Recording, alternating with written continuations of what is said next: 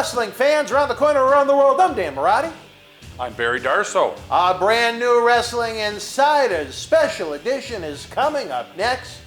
You had the axe, here comes the smash. This is Mick Foley. This is Harley Race. This is Shelton Benjamin. This is Mr. Wonderful Paul Orndorff. This is the Monster Abyss. And this is Daniel Bryan. This is JBL, and you're watching the MWF. Be there live.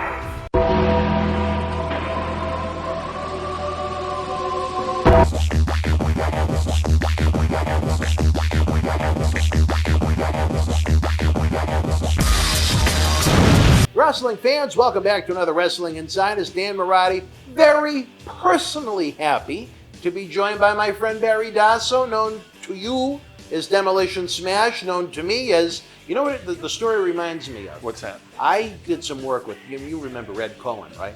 From WWF Yeah. live events. Yeah. He told me to try and get Warrior back for WrestleMania 8. He had to go through like the mountains of New Mexico to try and find him or something like that. And my story to try and find you from 2004 to 2007 was almost as long. Well, I'll tell you, Dan, it's great to be with you again. You know, We have a lot of fun. You know, I love you. We don't even change our clothes. No, my zip is down, but I'll take care of that. But I'll tell you what, when you came and found me, I was done with wrestling. You didn't want it. I didn't want anything to do with it. I just was going on with my life. And thank you for finding me, because now I'm with my friends again and saying hi to everybody. And so, and honestly, think of the literally thousands of fans that have got to meet you over the past 14 years. Yeah, They're so happy to. You know what's crazy is when you were wrestling, you never met any of the fans, because you always tried to, kayfabe everybody. Yeah. If you were the bad guy, you didn't, no way, talk to anybody. And I couldn't believe there was a market out there that people wanted an autograph from you. It's like, yeah, you love those fans. And I never got to meet them, and now it's huge to meet all those people. Meet and greets really weren't common back then. No. It was I've never met a pro wrestler. The first wrestler I ever met was Jimmy Snuka when I was in the 8th grade. He did a local autograph signing, and I thought it was the biggest thrill in the world just to meet, a superstar. And then little did I know, because of the work I did at the TV studio. Once I went down there where I was a freshman in high school, Boston bad boy Tony Rumble had a fundraising event coming up in the next city over. He wanted to promote it. He saw all the TV equipment. I was like, wow, why don't you guys come and tape this? Right. Can I please? And I'm in the 9th grade now. So man. I'm in, you know what wrestling is, but even though you know what wrestling is, you're not 100% sure. Well, back then you didn't know. You knew, but you didn't know. Well, I'm a 13-year-old kid, and I'm in the locker room. Tony Atlas is there. The Sheik is walking around naked. He sent some random kid to get him a Snickers bar. Tommy Dreamer, before he was a big star, was on the show. Taz, before he was a big star, was on the show. Little Louie, the midget, who you probably remember, was on there. I couldn't believe at 13 years old I was able to do this. Yeah. Then at 20, Tony Rumble died when I was 19, 20. We were going to start this promotion then, and then I walked into that opportunity with Ed for almost a year, so I got to learn from the guy who, along with Howard Finkel, were the first two people hired by Vince and Linda when they took over the company from Vince McMahon Sr. Right. So how lucky was I? That's a college education. Unbelievable. And now for 20 years, I've lost my mind doing things on my own. It's a lot easier doing it for someone else than doing it on your own. Let me tell you. You got a good gig, though, going, boy, I'll tell you. We've had a lot of Good for memories. We've had a lot of memories. A lot of memories, a lot of legends. But again, I've said it, one of the best things I feel like I've ever done for wrestling fans is to get you and Barry out there together again. Me and Bill. I should wear a name tag. It's really? Yeah, my name is Barry. I call him Barry so many times, and then if you ever watch an interview I've done with Axe, I call him Barry over and over again. The Killer Bees. You know what? Maybe they should have repackaged you as that. Yeah. With the Killer Bees, I'm sure you've seen poor friend Hossein Khosrow Vaziri, a man that has great hatred for Brian Blair and wants to anally violate the man. I mean, I don't know why did that ever happen. I taped the interview that became legendary. It was one of the first videos on YouTube to go viral. Then Howard Stern's people found it and were playing it every day for a year and a half about him wanting to rape Brian Blair's ass and make him humble. He just didn't like his attitude, I guess. Wow. But I mean, at first... Was it a work? No. It wasn't. It was real. When we did, this was the first... You know, it's funny because in fact, I just talked to Cosgrove. It must have been probably about 3 or 4 months ago. Really? Yeah, and I talked to his daughter not too long ago. yeah, he got on the phone, and when we talked, it was the first time he really didn't really want to talk. You know, he was so happy that we called. You know, Bill and I both talked to him. And I bet it was short. It was short. Yeah. He just, and I think he was about ready to have tears in his eyes because somebody called him and talked to him, you know. And, you know, he's got a lot of heat with a lot of people and everything, but he was always good to me. I don't think there's not a person I don't like, you know, maybe Jimmy Crockett in the time, but other than that, I've loved everybody, and Cosgrove was always good to me. The best and the worst thing that happened to him was getting sober. Because now that he's sober, as good as it is for his health, he's in so much pain. You know, I think, you know, he was in that accident I was in with me. Yeah. And I don't know if you've seen him, but the way he walks, his foot it's like he walks on the bottom of his ankle. It's like Marty Jannetty. I heard he just had the reconstructive surgery. Thank God. Every time I watched him walk, I just wanted to cry. Did you know Marty's on weekly with us? No. It's called Party with Marty every Thursday night. He likes to tell talk Marty about... I said hi. Well, I love tell Marty. him. Marty, hi. I love you, man. Do you know who we talk about an awful lot? Who's that? Did you ever stay at the Hilton in Boston? Oh, yeah. Do you remember Annie the Ass Eater? Yeah. She has become quite the phenom to these fans that have never seen her before. Now, I tried to explain to them. I don't know what they're envisioning. Maybe like how you explained your wife. I said it was more like Adrian Adonis before he dyed his hair blonde.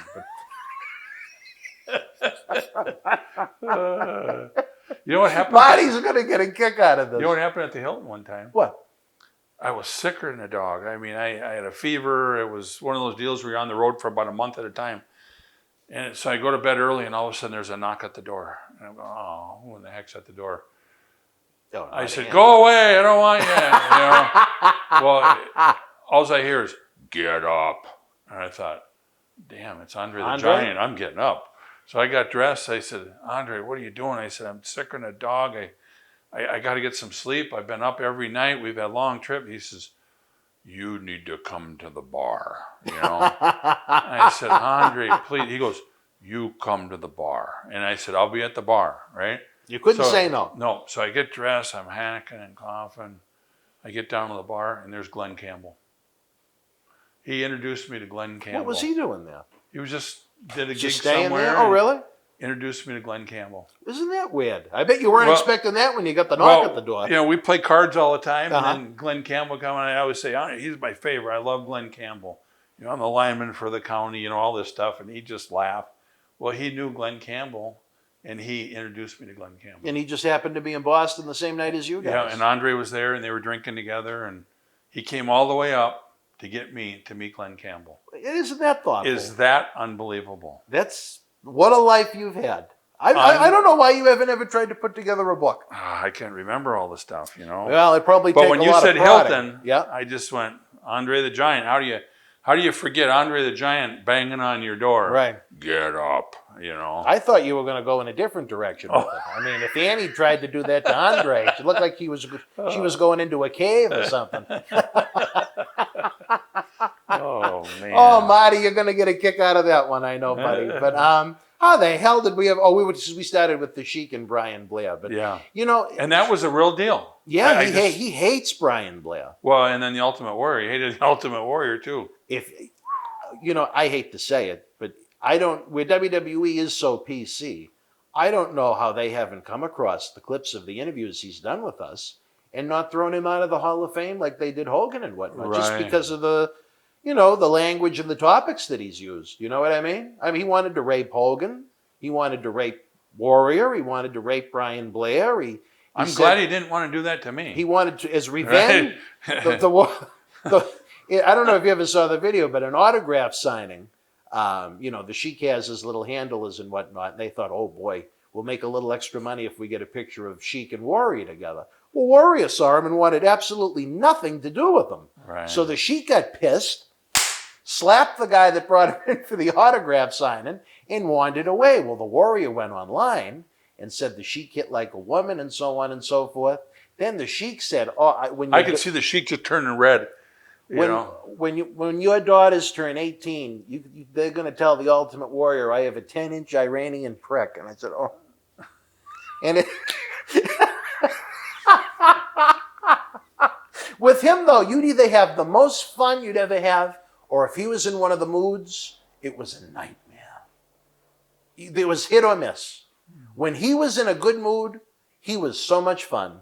When he was in a bad medicine or whatever. I believe it. No medicine. That's probably what it was. But when we did that interview that I talked about that became such an internet phenomenon, it was the first one we'd ever done. It was the night after a live event. So he went missing, first of all.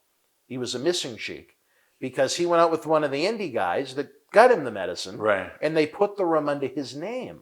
Oh. So then I eventually remembered that they were together. I said, you know what? Let's call some of the hotels. And I'm not going to say the guy's name, but let's ask for his name. And that's how we found him. So he came down 2 hours late in this baby blue USA jumpsuit with fake Olympic medals on, a USA bandana, and underneath the hoodie, I think it was a Kurt Angle t-shirt. He didn't have any teeth in. And first it started as a reasonably interesting interview. You know, I'm sure you know about his past. Bodyguard of the Shah of Iran. Yeah. He talked about how it was like a test from the Iranian government. They brought him out to the middle of the desert. And I think it was his cousin, they killed him with an ice pick and threw him in a ditch. And that's what got the Sheik to leave Iran and his 2 sons that he hasn't seen since. I mean, it started off as a very powerful interview. And then I brought up WrestleMania 3. Mm-hmm. Yeah, and it was, I had no idea. I didn't even know what Humberland meant at first. I didn't know what he was talking about.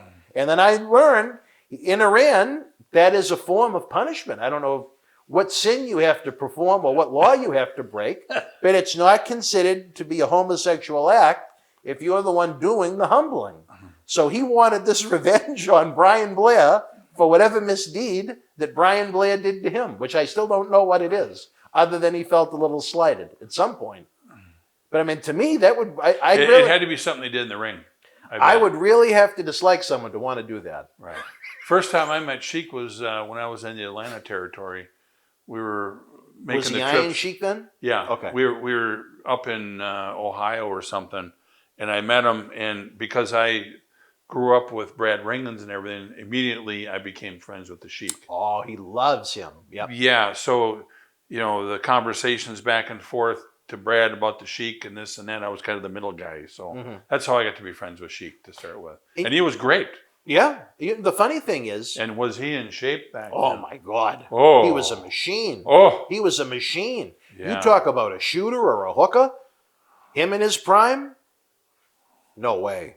Yeah. I got to know the wife very well with all my adventures with him over the years. And she said up until he got involved with the Ortons and that Mid-South crew down with Watts, never did drugs, never drank, nothing. But it was just like, all right, come on, Sheik, be one of the boys, Sheik, be one of the...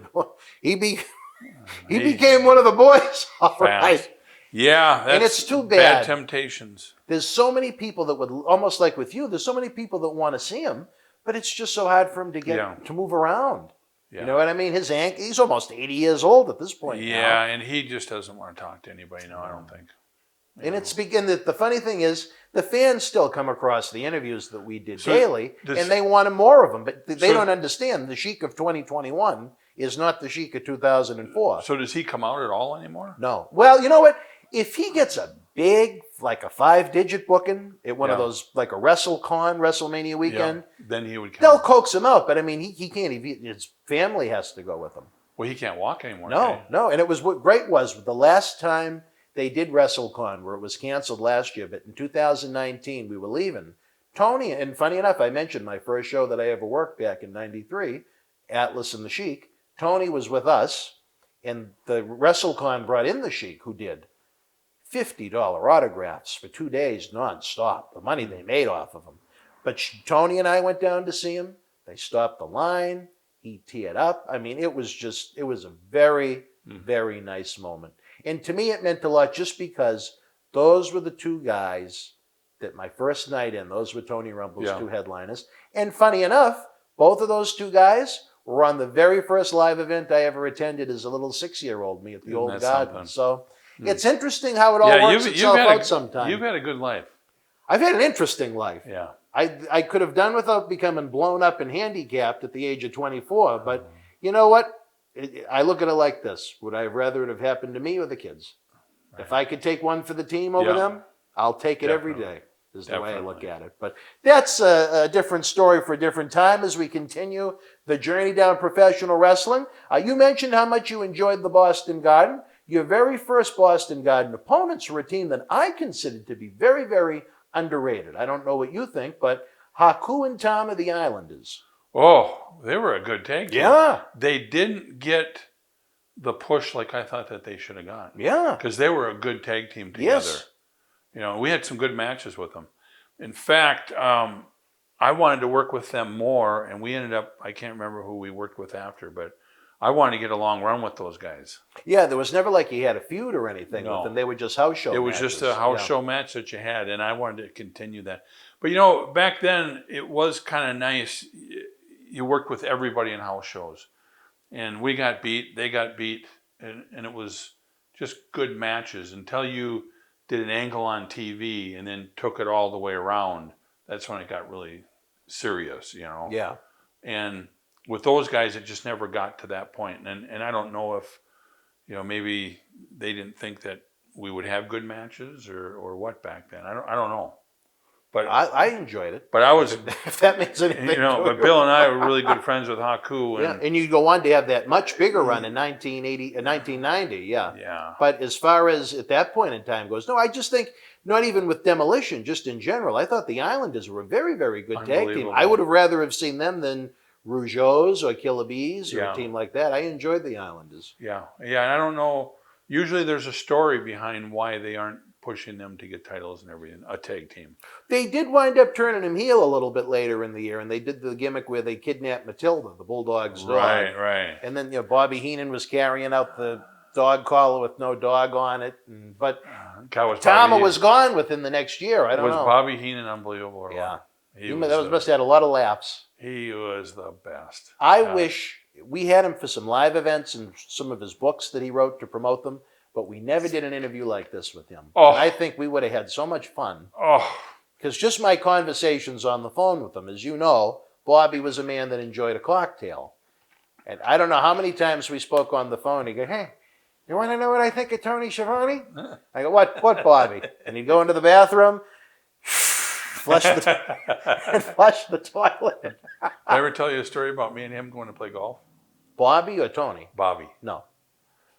Gosh, it was funny.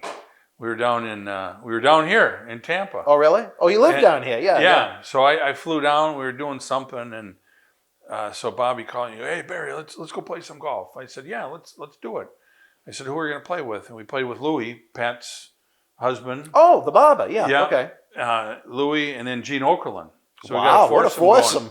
God, it was funny. So we're at Bobby's house and everything. We're running a little late, and he says, I'll drive. So he's got this Mercedes, and he says, hey, why don't we go buy a 12-pack of beer or something? You know, I said, Bobby, let's go do it.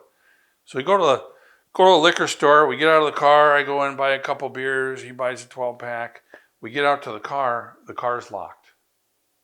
He left the keys in the car. That's what I'm going to do tomorrow with my luck. He looked at me, and he goes, Repo Man, get into the car. I said, Bobby, you're the brains of the operation. You get in the car. And he goes, no, you're the Repo Man. I go, no, you're the brain. And we went back and forth, and people were gathering around, you know, and we were laughing our heads off. The brain locked the key in there, and the Repo Man couldn't get it. We had to call a tow truck to come in and get the... Did you ever wind up playing golf? Yeah, we played golf. Oh, that's we good. got, At we least got you the didn't game lose in. the whole day. Oh, gosh. You know what? But you had to be there at that time, you know. The brain Bobby of the was Repo Man. hysterical. Bobby was hysterical. And like you just said, the brain of the operation, and the Repo Man couldn't even fix the problem, and he had to wait for the tow truck. Well, I'm sure Mean Gene probably slipped a couple, but that's all right. Any memories of the late, great Mean Gene Okerlund? Who knows if he might come up again in our stories. I'll tell you what, Gene was the Minnesota greatest guy, right? Minnesota guy. In fact, when I got up, and I met Gene before on the road a few times, but when I got up to the WWF, you're doing interviews, and you do 15, 20 interviews with him. Different interviews for each town. Mm-hmm. So I got to know Gene pretty good fast. And he said to me, he says, you ever go up to Big Sandy Lake? I go, oh yeah, I go up there fishing all the time. He goes, I got a place on Big Sandy. He says, I got a key that I'm going to bring you next time, and I would really like you to go up there anytime you want. Wow. You and the wife go there, go for the weekend, go for the week, whatever you want to do. Just make sure and put the beer back into the refrigerator, whatever you drink. And he says, and I got a lady that comes in every week and redoes things, the linens and all that. Don't worry about anything. And I said, well, I'll mow the lawn for you. No, do not do anything. You just live it up. And I said, Gene, I can't do it. He goes, no, I really would like you to do it because there's nobody that goes there, and I need somebody to be there, and you'll have a good time. That's how good of a guy he was. Brings me a key to the cabin. His home. Or a second home, yeah. Unbelievable. Who would do that? I'd do it for you. I don't think you want to come to Boston. But, he trusted me too, You're a trustworthy guy. No, but I mean, everything he did, every interview he did, would bring credibility to that person, I thought. Unbelievable. With a capital C. And it's funny you say that because there's people who interview people that want to be the star, and there's other people who interview who are stars that want to make stars. And he was one. It's like what you're doing right now. You're wanting to make people stars. You're not trying to be so much above me one cares when we're talking. About me. Well, they do. Otherwise, you wouldn't be doing it. They laugh along with me sometimes, but in the end of the day, it's not about me. It's about you guys. It's your stories, your experiences, your life, making those people relive the good old days in theirs. But that's how Gene was. He was Gene Okerlund, and he made you a star when you're doing your interviews, just by his looks, the way he asked the questions. That when we did all these interviews, it wasn't a set thing that we would say.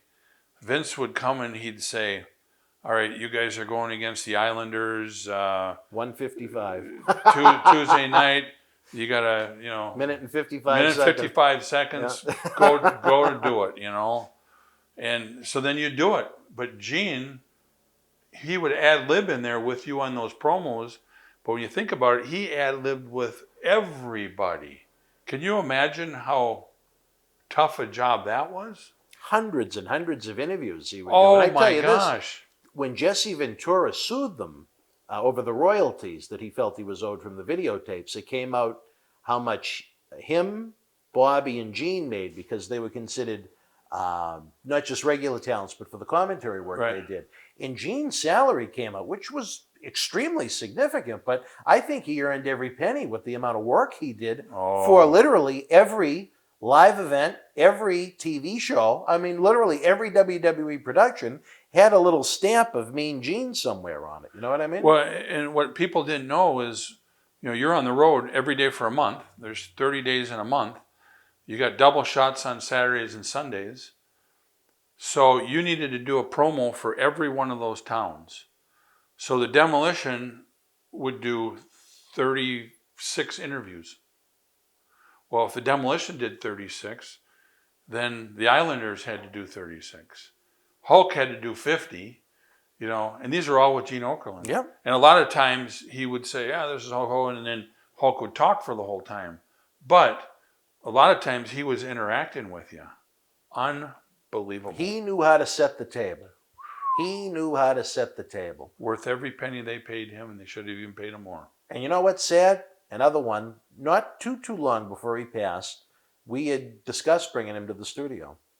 Oh, Gene? Yeah, but we were never able to have Gene would have been great on here. You would have been laughing your head off. I tell you this, did you ever see the reality show they did in WWE Legends House? Never saw it. Just imagine him and Tony Atlas's roommates for 8 weeks. I asked Tony, I said, imagine Gene enjoyed a cocktail or two, and he said almost by the hour. So it was real. They were in there for that long? 8 weeks, yeah. They didn't come out? No. They Piper, I guess, had some big money autograph signings, so they let him go a couple of times. But other than that, they would Yeah, get I never- They weren't allowed to watch TV. They weren't allowed to make phone calls. Well, they had would to be just ready- film 24/7. They had like cameras hooked up to the walls. Were they ready that to would kill each other? I never saw it or anything. The only time there was any real tension was between Tony and Duggan.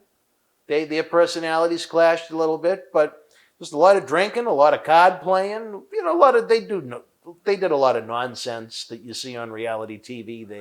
They took them from California to the house to Las Vegas to do a Chippendale show where they dressed them up like idiots and things like that. But the premise of it was awfully fun. Right. And just knowing Tony as well as I do, another one of our weekly cohorts, to imagine living with him for 8 weeks. Oh, I can't take 8 hours sometimes. Never mind. But I said, what was Gene's favorite drink? He said, a wet one. So he said Gene was very clean, though. He said he kept their bathroom very clean. And if you ever come across it, I bet you'd probably have some laughs at it, even though, like a lot of those reality shows, there's some encouragement. Well, to make it exciting, they must have worked it. Yeah, well, encouragement, I think, is how they try and set, imagine this one. They're going to have, there were 8 of them, and they put them in 2 groups to make TV commercials. I mean, what video production background, other than maybe Gene and Jimmy Hart, did any of those people have? Right. Tony's lucky he knows how to cook dinner. Never mind produce a TV commercial. You know what I mean? Right. But again, the premise of it was fun. I liked it. But folks, I'm getting the signal in the back. We're going to take a brief timeout. We'll be back to wrap up the show with future WWE Hall of Famer Barry Dasso. Demolition Smash.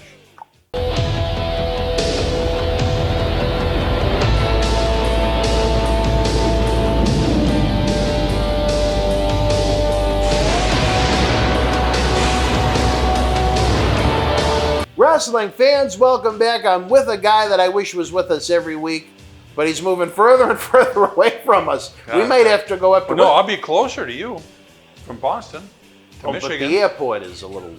Yeah. What's the name of the airport again? Traverse City. Traverse City? Yeah, Traverse City is a really nice city in Michigan. It's on. I have a feeling that's not going to be a cheap flight, though. No, it's a small plane, and every plane will go to Detroit, and then Detroit to wherever.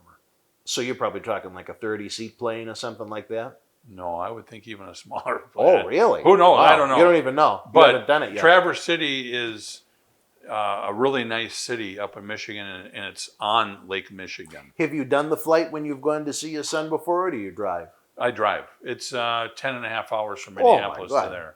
Well, so you stay for a while then. 3-4 days Yeah. at least.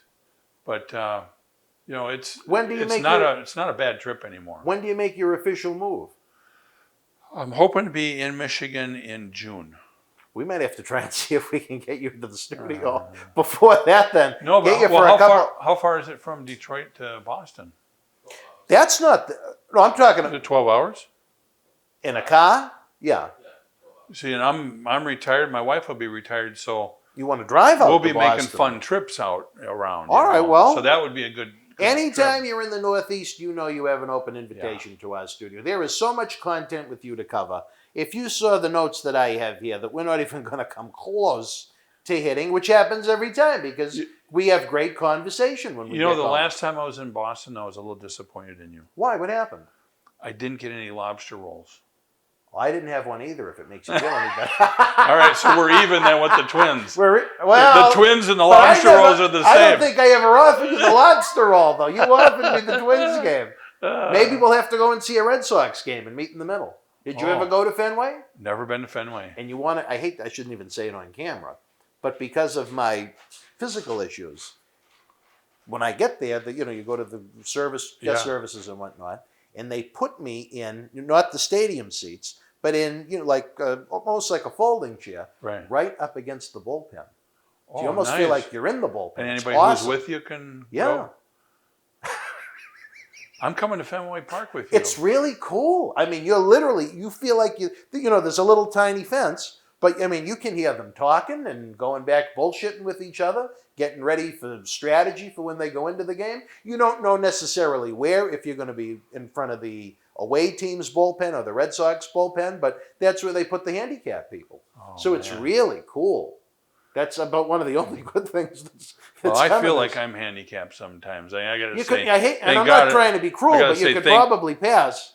Yeah, thank God I can do everything, but I know Bill and I likes hope- Bill likes to do that little angle with the plane to try and get yeah, on. I don't do any of that because I can still do it. And you should want to. There are Yeah. a lot of things I wish I could I- still do, but I need help. Like Yeah. I hate to say it, with the airport, they were a great assist to me to try and with all the luggage we had, especially. Yeah. I get. I can't believe you guys didn't drive here. It's such a long ride. Yeah, but and you we rent have a to van and you stop halfway and then you come the rest. Yeah, but it's just these people work. Not everybody. They're Well, young. I don't know about Glantz is a professional video person, so he probably couldn't make it work. But Dave is he runs a that was the word I was thinking of. He runs a landscaping gig up there, so he his team needs him. Yeah. But we're happy to have him when we can, and we're having a great time down here in Tampa. We hope you guys are having a great time watching this footage when you get a chance to see it. But again, to me, Demolition just one of the great parts of one of the great eras of wrestling. And and please don't take this the wrong way, but there's so many of the Brotherhood that we've lost, that we've been in the middle of telling their story, or we never had the chance to sit with them and tell their story. Bundy was another one that we were talking to not too long before he passed, and we're never going to get to tell those stories again. No. For all that can be said, WWE sucks, Demolition's not in the Hall of Fame, blah, blah, blah, blah, blah. At the end of the day, they own the libraries they own. They bought the video libraries they want. They can tell the history any way they want to. They're entitled to do that. They can do whatever they want. But at the same time, there's a lot of room in the world for content like we produce. Right. And there's a lot of fans that want to see it. There's a lot of fans that want to remember Demolition. They'll never make a Demolition 3 DVD set documentary. No. They'll never do that for someone like Bundy who has passed away. There'll never be a Mean Gene DVD set. And that's sad because think of the fun we've had of all the brothers that are gone. I mean, God, look, can you believe the last one, Animal? well, let's talk about that for a minute. I mean, that was a guy that he was, I imagine, pretty close to family to you. He was a Minnesota guy. Well, yeah, we broke in right around the same time. We broke in the business together. Together, okay. Together. In fact, Eddie Sharkey broke us in, and it was Animal, Hawk, myself, and Rick Rude. It was us four in the camp. And we were trained in on an old boxing ring that was rock hard, and we killed each other, and we didn't know better. We thought wrestling was real. I'm serious. No, that's the way it was Eddie, back then. And Eddie Sharkey, he never really smartened us up. And, then after a while, then we said, Eddie, come on, show us how to do this. And then he punched one of us, and it was like, that's all that this is? Here we're killing each other, trying to make it look good. And in wrestling, when you really tater somebody, it looks terrible because the person can't sell it correctly. Yeah. Boy, he hit you, it was like, holy cow, was it great. So yeah, I broke in with, those guys, and unfortunately, all three of them are gone. Isn't that something? Yeah, and I grew up 3 blocks away from Rick Rude, so I knew him all the way back in elementary school. Oh my God. Yeah, I met Hawk right after high school, and I met Animal right after high school. What was it about you Minnesota guys that all wanted to get in so bad? Or Well, were you I think. recruited, or? Well, I think Larry Hennig, with yep. Kurt Hennig, and we all went to. I went to school with Kurt, and so did Rick Rude. But I used to train with, Kurt all the time in the gym, and I always said, Kurt, you got to get into wrestling. Well, his dad never smartened him up or smartened their family up either. And Kurt, his goal was to become a professional wrestler. And he finally got in with Vern Gagne and got into wrestling.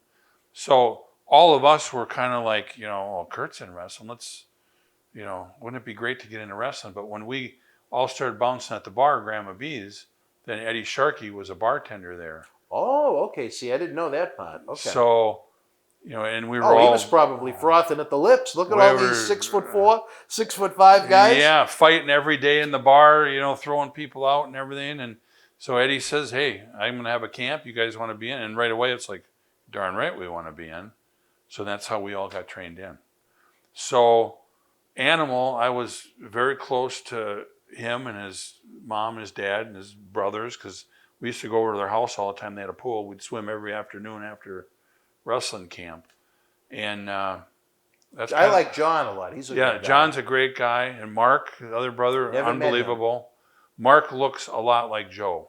He does. I've seen pictures. Where John looks nothing like either of them. You wouldn't even think they're related. Yeah. Yeah, and then, their mom passed away way too young. I didn't know Just that. a beautiful lady, yeah.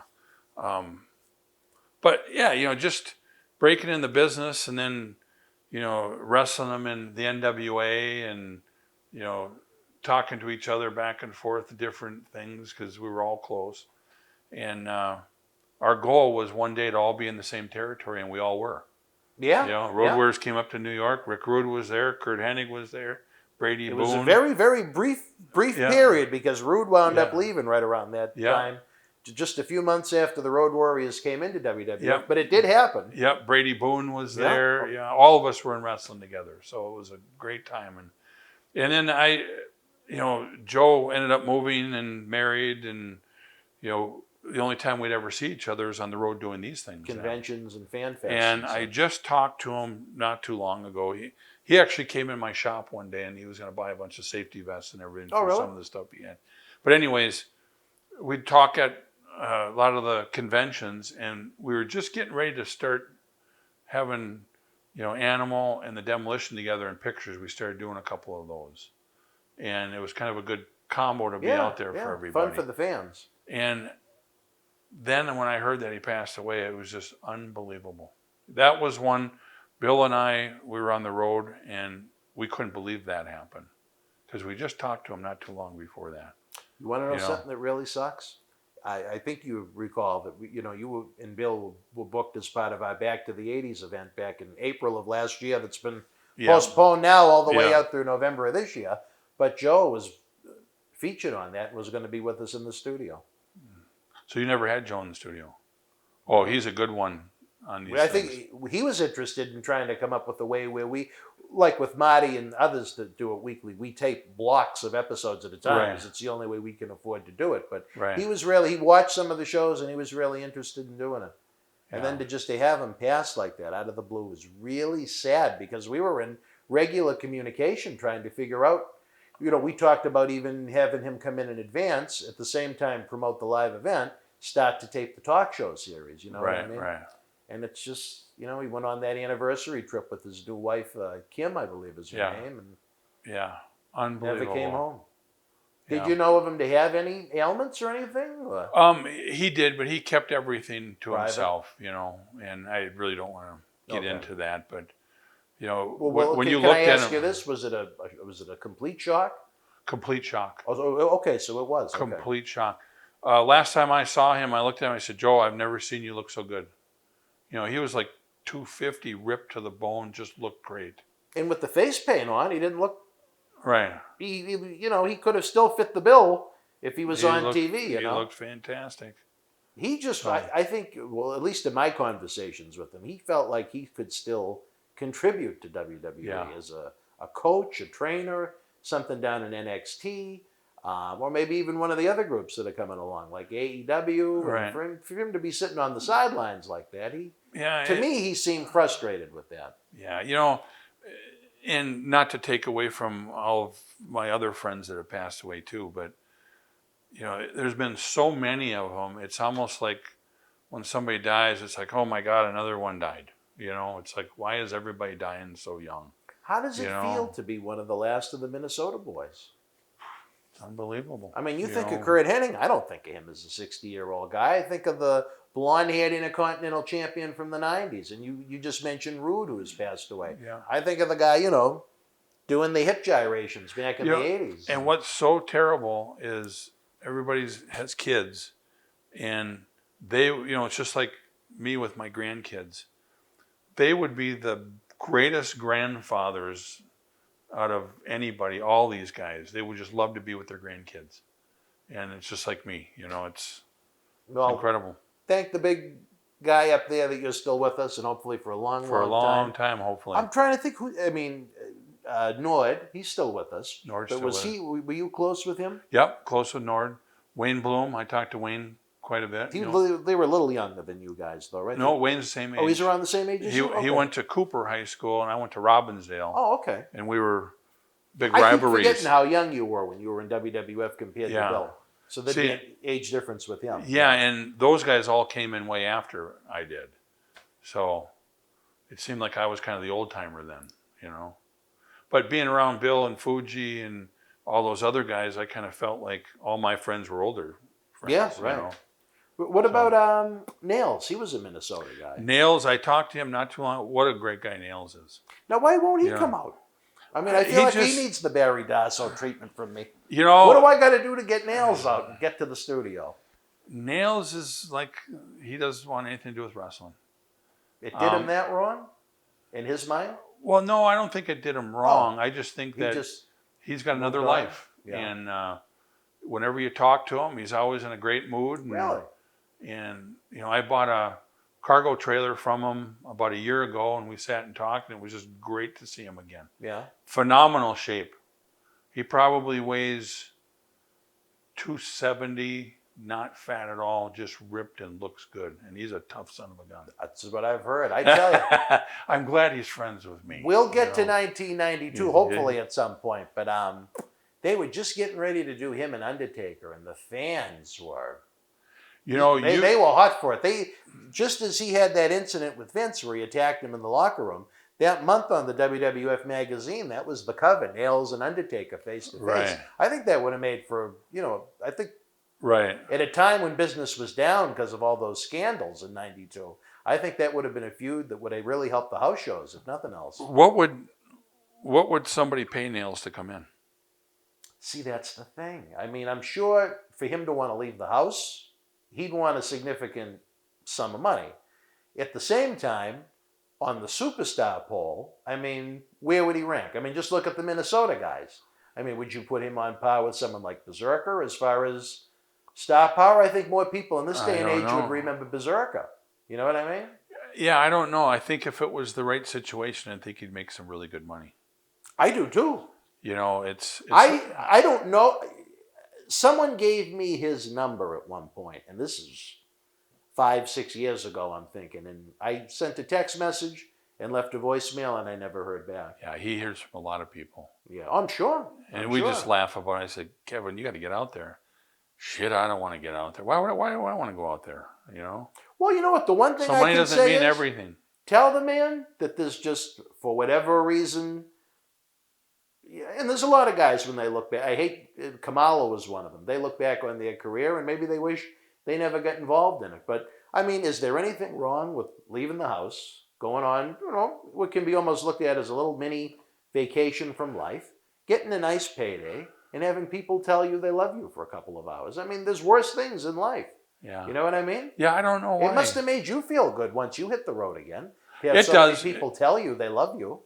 Yeah, it does, you know, and, you know, I'm very humble about it because... Not like the Sheik. Because, yeah, not like that, no, but, I just don't, to me, it's, I look at myself as Barry Darso, and then, then there's the star wrestler. I keep it separate, so sometimes it's hard that people want to pay to get your autograph. It's weird to me. You almost, know what I mean? and this You know is, what I'm saying?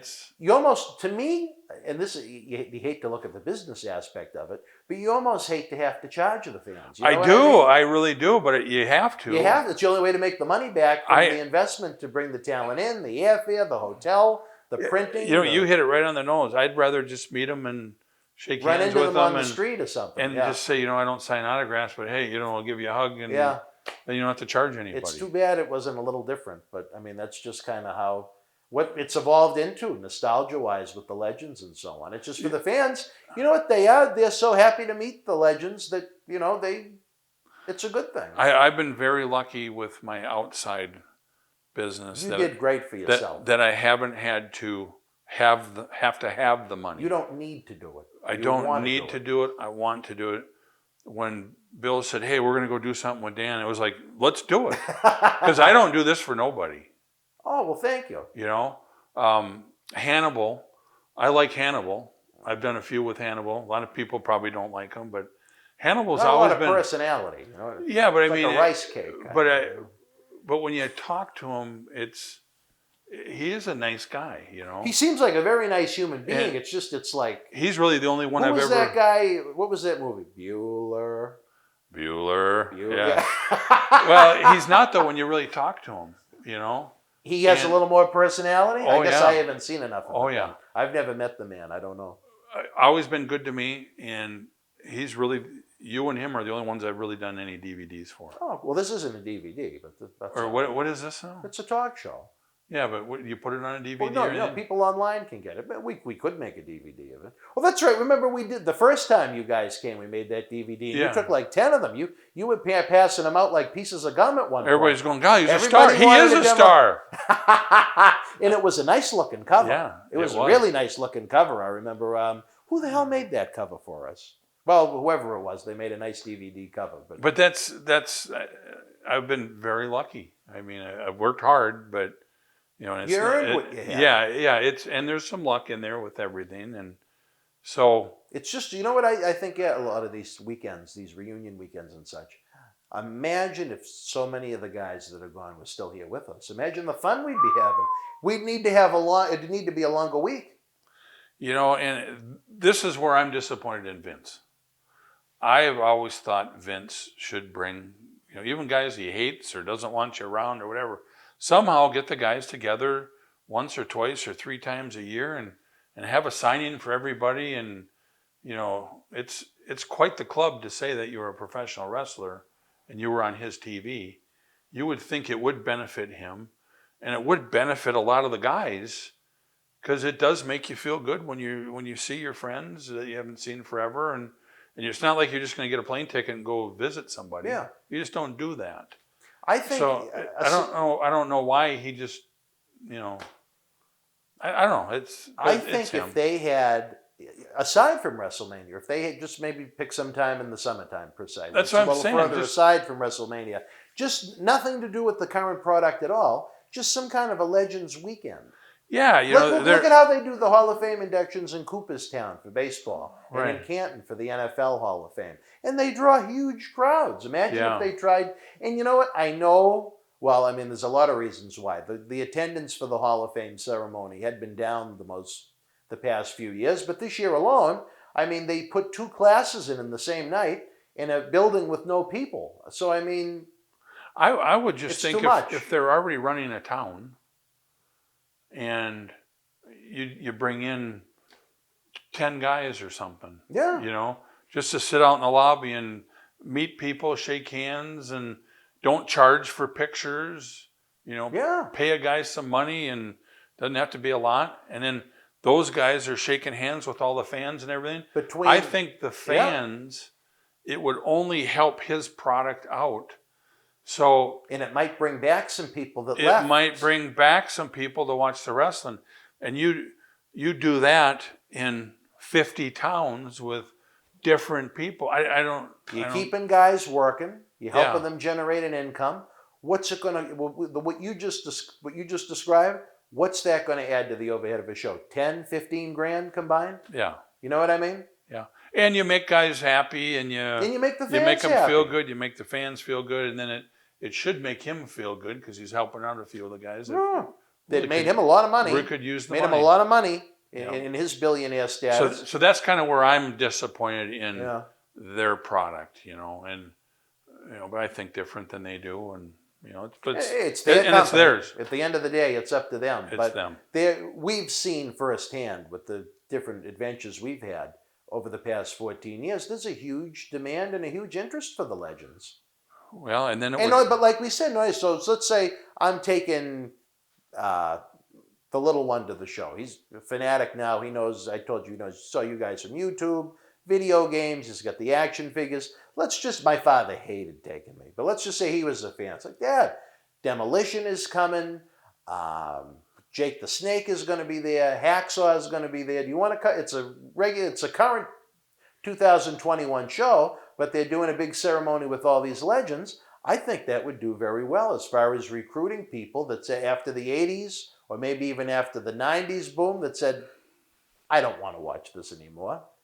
And maybe it might be just one night you get some of the old fans to come back, but at least you get them to come back for something. Yeah, I you know? suppose the problem would be, though, is one guy needs to make more money than the other guy and the other guy. And No, that's why you know, you have to, and that's, you don't discuss that, I guess. you know, so I can see why you're not doing it, Vince. Well, no, unless it some- was someone extraordinary, I would just have a flat fee for everybody.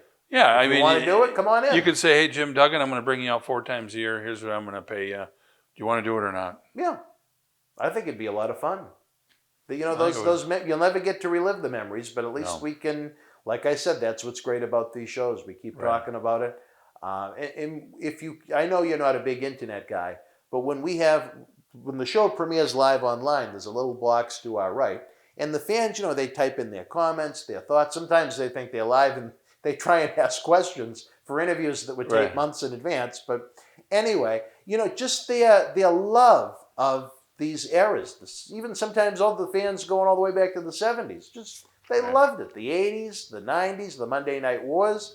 And it seems like, to me, the death was when the bell rang at WrestleMania 17, which you were actually on when you went back and did that gimmick battle royal as Repo Man. Oh yeah. When they turned Austin heel and they bought WCW and ECW at the same time, the XFL was a flop. It's like the entire company went from here and it's never recovered. And that's 20 years ago, this WrestleMania. One man's opinion, but Right. I was working doing stuff with Ed Cohen back then, so I knew what the numbers were. Right. And after that Austin heel turn, and they had the ability to book the greatest feud in wrestling history, WWF versus WCW. And I don't think they could have possibly done a worse job because they didn't want to spend the money. Right. WCW could still be going now, Right. you know? Right. Think of all the extra guys that could be working and earning an income right now. And getting good. Yeah.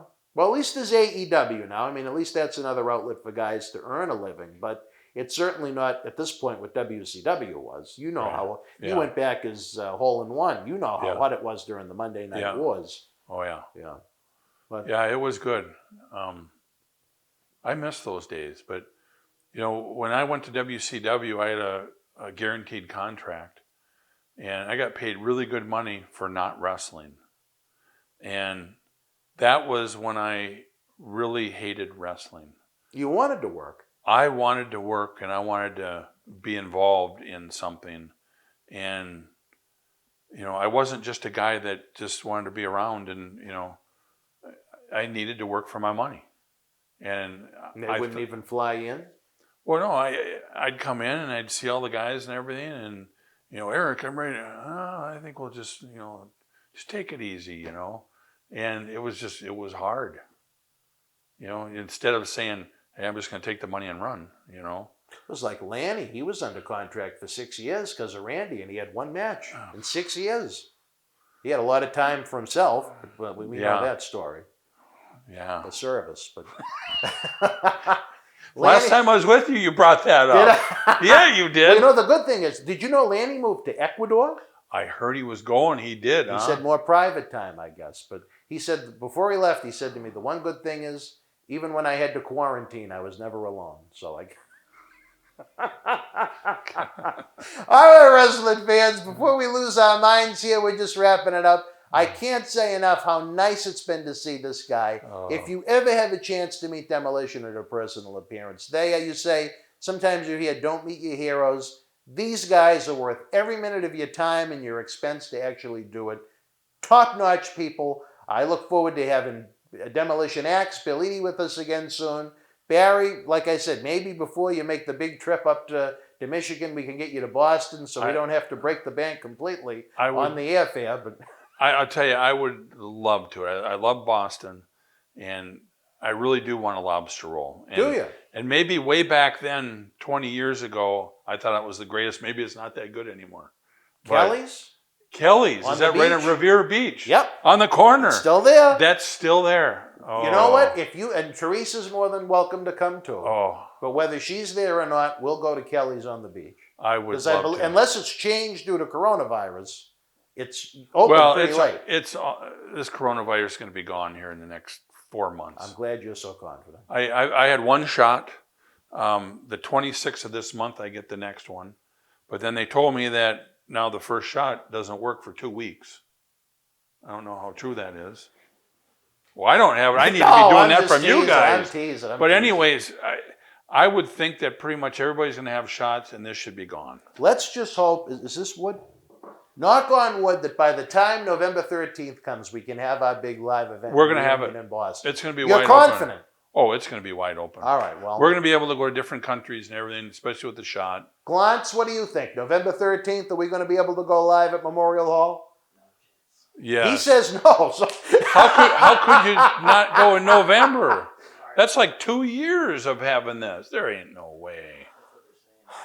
Massachusetts has been I a real heard pain in July. the ass. I heard July everything's going to open up. Well, the Texas Rangers had opening day, full capacity, 43,000 people. How many Sold people out. got the virus, I wonder? I have no idea. I didn't. Did they hear anything on Daytona Beach and all that for spring break? I don't know. Or Miami? You haven't heard anything bad. There's been no negative news that I've heard. That's what from I'm it. saying. So either they're hiding it Yeah. or it's not happening. Let's hope it's not happening. I don't think it's I happening. just want to get back to life. I don't want the virus. I don't want the virus, but I want to get back to life. You know what I mean? But I got to say thank you to all the fans. Fans are phenomenal. I can't wait wherever we go to shake your hand and meet you. And, now it's going to be, and I used to be the hugger and hug. And, now you really can't do that. But I'd love to see you. And Dan, thanks for having me. Well, hopefully again we can have you in Boston sometime too, fans. We're running out of time here again, which is always a shame when we have great conversation going. For my good friend Barry Dasso, I'm Dan Marty. Until we speak again, folks, you and yours, be well, stay healthy, good night. The World Wrestling Federation was live at the Baltimore Arena in Baltimore, Maryland, Friday, June the 30th, 1995. In the opening contest, Skip beat Doink the Clown. WWF Women's Champion Alundra Blaze retained the title over Bertha Faye. The Smokin' Guns victorious over the Blue Brothers. Sir Mo defeated the 1-2-3 Kid. Bam Bam Bigelow with the win over Jean-Pierre Lafitte. WWF Intercontinental Champion Jeff Jarrett retained the title over Adam Baum. Hunter Hearst Helmsley beat Aldo Montoya. Savio Vega victorious over King Mabel via countout. WWF Tag Team Champions Owen Hart and Yokozuna retained the titles over the Allied Powers. And in the main event, WWF World Champion Diesel retained the title over Psycho Sid inside a steel cage. If you were in Baltimore live, share your memories in the comment section below. Use the links in the description box to keep Wrestling Legends working in our eBay store and on our world-renowned Patreon streaming service so we can bring you more interactive superstar shoot interviews to relive the good old days of professional wrestling. Check it out. Boston wrestling sports in the MWF explodes into a new year with professional wrestling content galore and need you to join our family. Every Tuesday night at 10 p.m. after our Monday Night Raw review, it's Wrestling Insiders at your house with WWE Hall of Famer Mr. USA Tony Atlas. Wednesday nights at 10 p.m. after NXT and AEW, join rotating legends on Wrestling Insiders Special Edition. Every Thursday night at 10 p.m. after our NXT and Dynamite review, it's Marty Jannetty's No Holds Barred Sex, Drugs, and Rock and Roll journey on Wrestling Insiders Party with Marty. Friday night after SmackDown, don't miss John Cena Sr.'s Wrestling Insiders Fabulous Fridays. Plus, look for classic clips, history videos, bonus live episodes, pay-per-view watch-alongs, and more. For less than a cup of coffee at Starbucks, get early ad-free access to our Wrestling Insider talk shows, our acclaimed studio shoot interview DVD library, and help keep wrestling legends working during the worst of times